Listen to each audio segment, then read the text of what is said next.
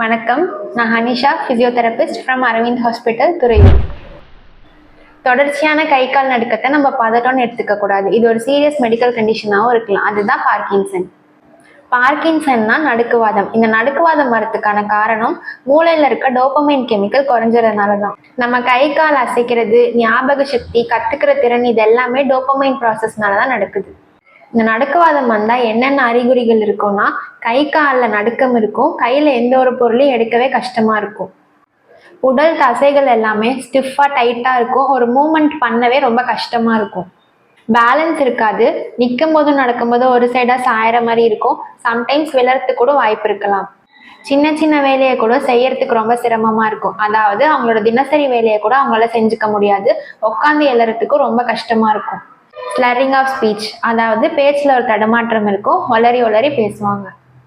இந்த பார்க்கின்சனுக்கு மருந்து மாத்திரை எடுத்துக்கிறதோட ஃபிசியோதெரப்பி எடுத்துக்கணும்.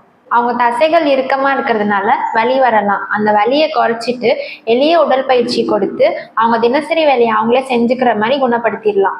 உங்களுக்கு இந்த மாதிரி தொந்தரவு இருந்ததுன்னா நீங்கள் தாராளமாக நம்ம அரவிந்த் மருத்துவமனைக்கு வரலாம்.